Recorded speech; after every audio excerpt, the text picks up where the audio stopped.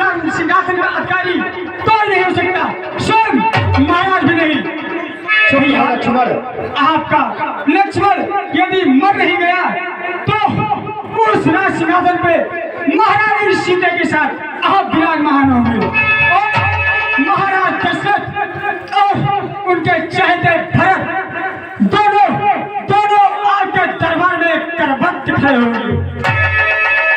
वाह वाह लक्ष्मण, कितना सुंदर चित्र है।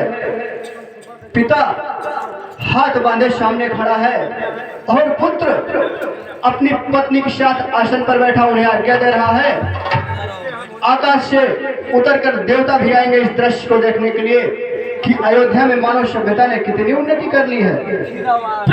जब पिता ही अपने आचरण से गिर जाए, एक धर्मात्म पुत्र को स्त्री। चुप रहो लक्ष्मण, यदि तुम्हारे इतने ही नीच विचार हैं तो आज से मुझे भैया कहना छोड़ दो और आज के बाद मुझे अपना मुंह न दिखाना। भैया ये आप क्या कह रहे हैं? भैया आपके साथ कोई अन्याय करे, आपके साथ कोई अत्याचार करने की बात करे, बताओ मैं कैसे चुप रहूं भैया? यह तुमसे किसने कह दिया कि मुझ पर कोई अन्याय हो रहा है या मुझ पर कोई अत्याचार हो रहा है? ये बातें जो तुमने कही, अत्याचार तो ये है जो तुम अपने बड़े भाई पर कर रहे हो और अपने पिता पर कर रहे हो। हाँ, पिताश्री पर। जानते हो उनकी समस्या क्या है? जानते हो उन जैसा धीर वीर पुरुष इस समय किस धर्म संकट में है? जो स्त्री में वो फंसेगा उसकी यही दशा होगी। उनका संकट स्त्री मोह नहीं है, उनका संकट है धर्म। हाँ, धर्म।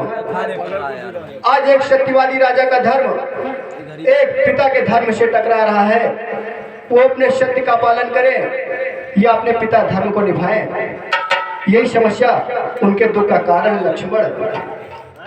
एक राजा ने किसी को वचन दिया कि जो मांगे वो दूंगा, परंतु मांगने वाले ने वो वचन मांगा है जिसमें उन्हें अपने सबसे प्रिय पुत्र का बलिदान करना पड़ रहा है लक्ष्मण।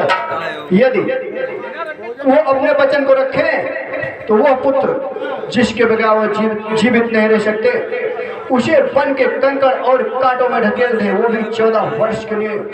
और यदि वो अपने वचन को तोड़े तो वह पुत्र जिसके बिना वो जीवित नहीं रह सकते, उसे बन के कंकड़ और कांटों में ढकेल दे।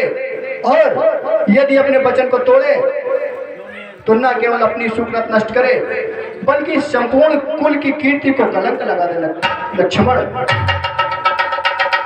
आज उनकी अवस्था उस घायल शेर की तरह है जो किसी शिकारी के जाल में फंस गया है, और ऐसे असहाय शेर पर तीर चलाकर तुम अपनी वीरता दिखाना चाहते हो। धिक्कार है ऐसी वीरता पर। ऐसा सोच कर भी तुमने पाप किया है जिसका प्रायश्चित हम सबको करना चाहिए लक्ष्मण। हमारे जैसे पिता तो किसी को बड़े भाग्य से मिलते हैं, परंतु यदि किसी का पिता दुराचारी भी हो, चाहे संसार उसका परित्याग भी कर दे, फिर भी पुत्र का यही धर्म है कि वो अपने पिता को भगवान की तरह पूजे। आज जब मैंने उन्हें इतनी निस्सहाय अवस्था में देखा तो मुझे अपने ऊपर ग्लानि हो आई कि मेरे कारण मेरा धीर वीर और धर्मात्मा पिता इतना दुखी है।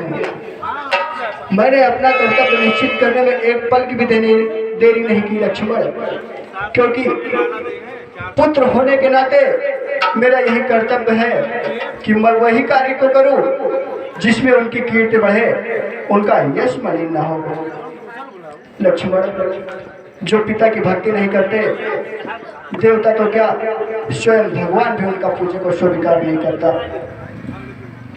और रक्त धनुष इसे मेरे बल चलने के पश्चात राजा भरत की शो में धारण करना। भैया, मैं आपसे कुछ कहना चाहता हूँ। क्या कहना चाहते हो? चरणों की सेवा में मुझे